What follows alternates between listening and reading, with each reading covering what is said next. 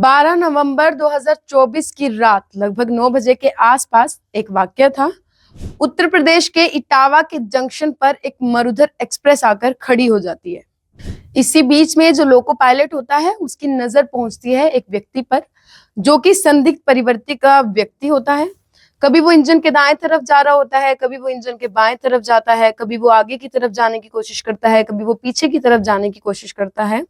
और जैसे ही loco pilot ने जब उसे देखा तो वो व्यक्ति जाकर के जो इंजन होता है उसके सामने लेट जाता है।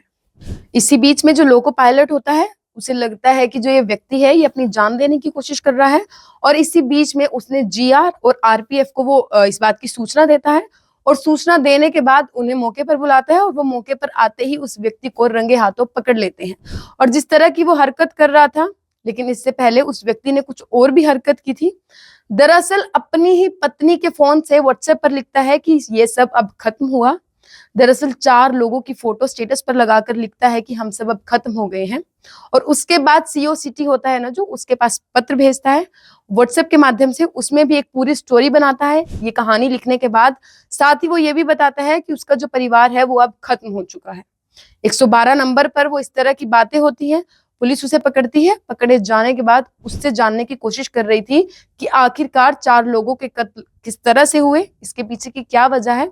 और जैसे ये बात उसे बताता है, एक कहानी वो सुनाने लगता है और उस कहानी को पुलिस वाले भी यकीन कर लेते हैं, मीडिया वाले भी उसकी बात पर यकीन कर लेते हैं। और अगले ही दिन ये सोशल मीडिया पर ये कहानी जो है बहुत तेजी के साथ वायरल होने लगती है। असल में रिश्तेदार जो है वो आकर इस कहानी में एक नया मोड़ देते हैं। उसके बाद फिर से जो मीडिया है सजग हो जाती है, उसके बाद पुलिस सजग हो जाती है, उसके बाद फिर से जो ये असली कहानी है वो निकलकर सामने आती है। लोग इस कहानी को सुनने के बाद हैरान हो जाते हैं, सोचने पर मजबूर हो जाते हैं कि जिस व्यक्ति ने उन लोगों को अपनी गोद में खिलाया हो, आखिरकार उनका कत्ल इतने भयानक रूप से कैसे कर सकता है। नमस्कार, आप देख रहे हैं द लोकल न्यूज। मैं हानि शर्मा। आज की क्राइम स्टोरी में आपको जो घटना बताने जा रही हूँ, आपको जो घटना सुनाने जा रही हूँ, ये सच्ची घटना है। उत्तर प्रदेश का एक जिला है इटावा। इटावा के शहर कोतवाली का मोहल्ला लालपुरा लगता है, वहां की मैं आज आपको बात कर रही हूँ। और बात है साल 2003 की। यहीं का रहने वाला एक व्यक्ति जिसका नाम मुकेश वर्मा होता है, उसकी शादी होती है झांसी की रहने वाली नीतू नीतू नाम की लड़की होती है, उसके साथ उसकी शादी हो जाती है। और शादी होने के बाद जिंदगी जो है वो बहुत बढ़िया चल रही होती है। और 1 साल के बाद उसके घर पे एक बेटी पैदा होती है। जिंदगी और बढ़िया चलने लगती है, लेकिन वो नहीं जानता था कि उसी के ठीक 1 साल बाद जो उसकी पत्नी है, उसके शरीर में नई नई बीमारियां उभर कर आएंगी। और इसी तरह से उसकी पत्नी जो है वो कैंसर की बीमारी जो है उसके शरीर में उभर कर आती है। और जैसे जैसे उसकी स्टेज आगे बढ़ने लगती है, वैसे वैसे जो उसकी पत्नी है उसे तकलीफ ज्यादा होने लगती है। और हर दिन जो है वो अपनी पत्नी को रात को नींद की गोली देता था ताकि जो उसकी पत्नी है वो आराम से सो जाए। और एक दिन क्या होता है, वो अपनी पत्नी को बहुत ज्यादा ही नींद की गोलियां दे देता है, जिसके कारण उसकी मौत हो जाती है। पत्नी की मौत के बाद अब उसके पास उसकी बेटी बचती है और वो अपनी बेटी के सहारे जिंदगी जीने की कोशिश कर रहा था। इसी बीच में उसने कुछ पैसे इकट्ठा किए और साथ में गल्ला मंडी में उसने एक दुकान खरीद ली। और दुकान खरीदने के बाद अपने छोटे भाई को उस दुकान पर बैठाना शुरू कर दिया। लेकिन परिवार वाले लगातार जो है उस पर प्रेशर डालने लगे कि बेटी छोटी है और आप भी किस तरह से बेटी के सहारे जिंदगी निकालोगे, बेटी को भी माँ की जरूरत है। इस तरह का प्रेशर डालने के बाद घर वाले जो है उनकी दूसरी शादी करवा देते हैं। और दूसरी शादी जो होती है वो रेखा नाम की एक लड़की से करवा देते हैं। रेखा नाम की लड़की से उसकी शादी तो हो जाती है। शादी होने के बाद उसको फिर से 2 बच्चे होते हैं। एक बेटी का नाम वो रखता है काव्या और दूसरे बेटे का नाम वो रखता है अभिष्ट, जिसको घर में आदि नाम से बुलाते हैं। पहली पत्नी से उसको एक बेटी थी जिसका नाम भाविया था। दूसरी पत्नी से उसे 2 बच्चे होते हैं, काव्या और अभिष्ट। और जो वो व्यक्ति होता है वो शराफ का कारीगर होता है, अच्छे अच्छे आभूषण बनाया करता था और परिवार के लिए जो है अच्छा काम कर रहा था। लेकिन साल 2019 में वो अपनी पत्नी के साथ और 3 बच्चों के साथ मथुरा के वृंदावन में दर्शन करने के लिए जाता है। और वो नहीं जानता था कि वहां पे उसकी मुलाकात किसी ऐसे शख्स से होगी जो उसकी जिंदगी को बदल कर रख देगा। दरअसल उसकी मुलाकात एक स्वाति सोनी नाम की महिला होती है, उससे उसकी मुलाकात होती है। जैसे ही वो उस महिला को देखता है, देखते ही देखते आंखें चार होने लगती है। उनकी दोस्ती होती है, दोस्ती से प्यार हो जाता है, उससे बातचीत करने लगता है। और जब जब वो जो महिला होती है वो उसे बुलाया करती है मिलने के लिए, तब तब जो है वो उस महिला से मिलने के लिए चला जाता था, बातचीत करता था। और कहीं ना कहीं जो है बहाने ढूंढने लगा था उस महिला से मिलने के लिए। और हर बार एक नया बहाना बनाकर अपनी पत्नी को बोलकर कि वो काम के सिलसिले में बाहर जा रहा है या दिल्ली जा रहा है, ये बोलकर चला जाता था। और दिल्ली जाने के बजाय या किसी काम से जाने के बजाय वो अपनी प्रेमिका से मिलने के लिए चला जाता था। दरअसल वो जो प्रेमिका होती है, जिसका नाम स्वाति सोनी होता है, उसकी शादी हो जाती है साल 2007 में। उत्तर प्रदेश के जिला जालौन के थाना उर्रई का एक मोहल्ला लगता है गणेश, वहां साल 2007 में उसकी शादी हो जाती है। उसके भी आगे दो बच्चे हो जाते हैं, एक का नाम वंश होता है और दूसरे का नाम द्रव रखा जाता है। और जैसे जैसे इसकी जो ये महिला होती है स्वाति सोनी, उसका जो है अपने पति से मोह भंग होता चला जाता है और वह उस व्यक्ति यानी कि मुकेश वर्मा से उसका जो मोह है वो ज्यादा बढ़ने लग जाता है, प्यार जो है ज्यादा उमड़ने लग जाता है। और इधर जो मुकेश वर्मा होता है वो भी अपनी पत्नी रेखा से दूरी बनाने लग जाता है, अपने बच्चों से दूर जाने लग जाता है और वो अपनी प्रेमिका के चक्कर में आने लगता है। दरअसल जो वो प्रेमिका होती है वो पहली पत्नी नीतू जो थी उसकी ममेरी बहन होती है और शायद जो है शादी से पहले ही वो उसे पसंद करता था, इसलिए इस साल 2019 में जब वो उसे देखता है तो उसे मोहब्बत हो जाती है और उसके बहुत ज्यादा करीब आने लगता है और दोनों के बीच में अवैध रूप से जो है संबंध बनने लगते हैं। और वो जब जब उनको मौका मिलता था तब तब जो है एक दूसरे से मिलने के लिए कोई ना कोई बहाना ढूंढते रहते थे। अब इधर तो वो जो है अपनी पत्नी से थोड़ा दूर जाने लगता है और उधर जो वो महिला थी वो अपने पति से दूर जाने लगती है। और साल 2020 में उसने अपने पति के सामने कुछ ऐसी बातें करना शुरू कर दिया जिसकी वजह से उसका पति जो है थोड़ा दूर जाने लगता है।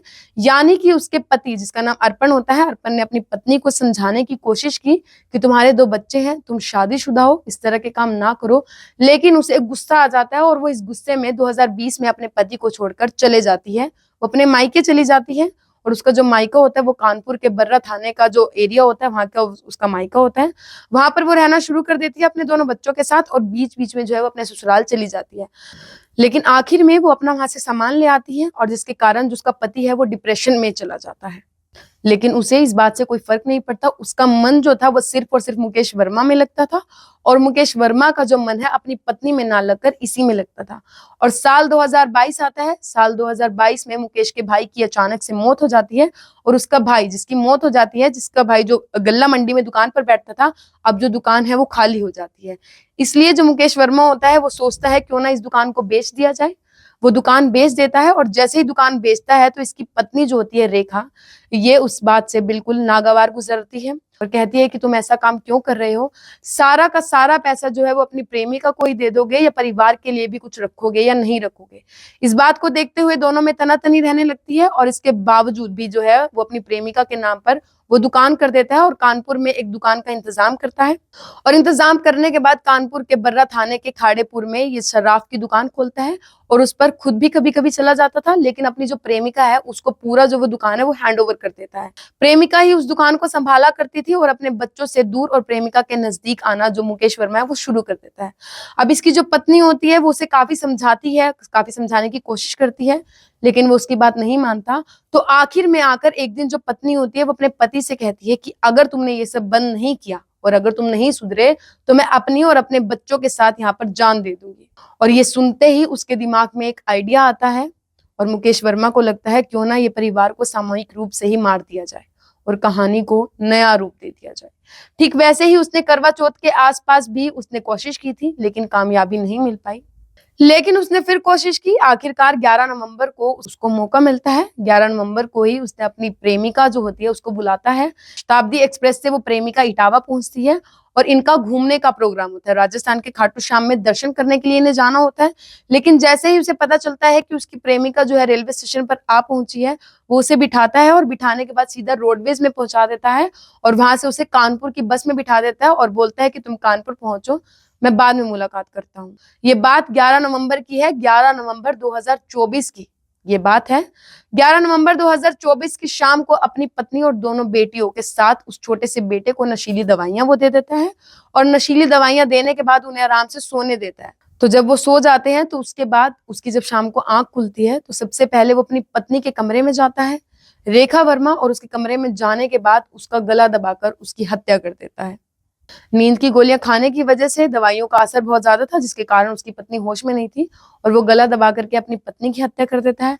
उसके बाद वो अपनी बड़ी बेटी के कमरे में जाता है, जो पहली पत्नी से उसको बड़ी बेटी मिली थी, उसके कमरे में जाता है। उसे भी नींद की गोली दे रखी थी और उसका भी गला दबा करके उसकी हत्या कर देता है।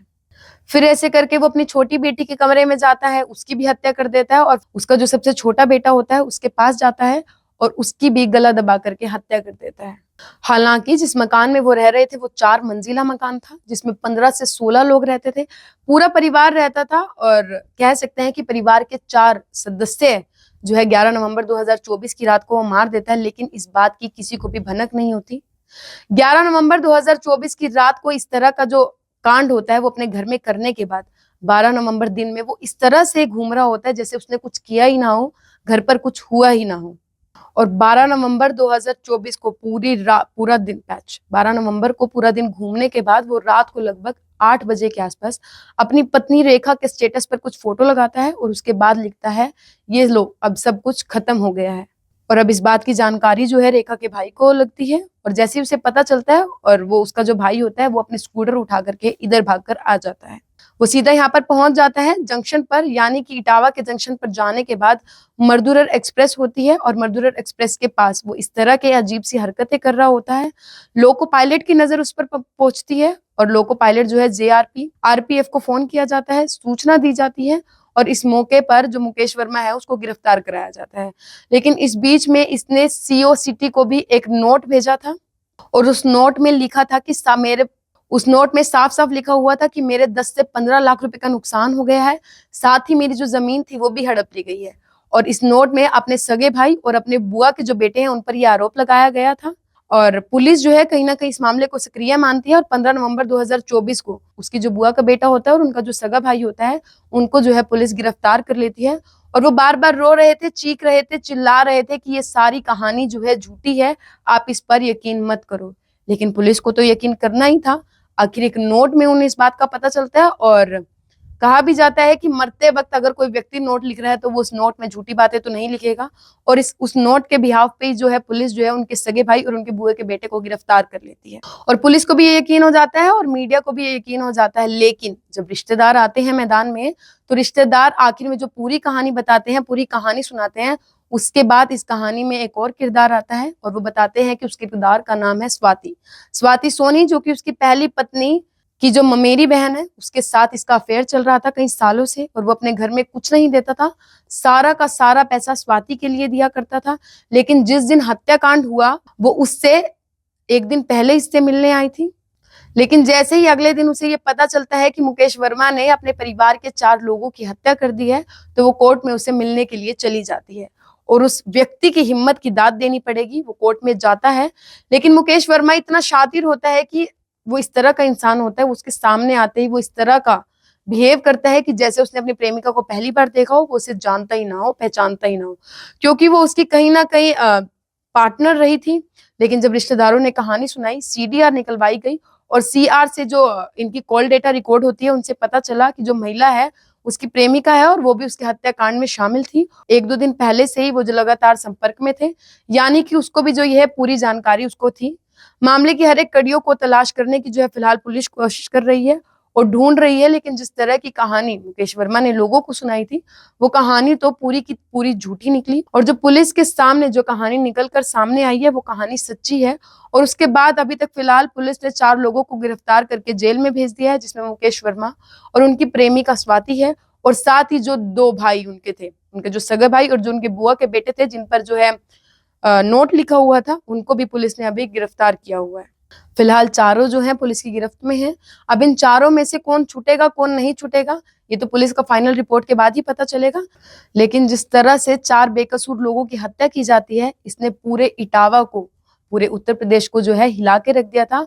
और जहां जहां तक ये खबर फैलती है वहां के लोग सब ये सोचने पर मजबूर हो जाते हैं कि एक बूढ़ा आदमी जिसकी उम्र लगभग 50 से 55 साल के आसपास हो रही होती है, उससे प्यार हो जाता है और वो अपनी प्रेमिका के चक्कर में जो है वो अपने परिवार वालों को मार देता है। जिन बच्चों को उसने अपनी गोद में खिलाया हुआ था वो उन्हें ही मार देता है।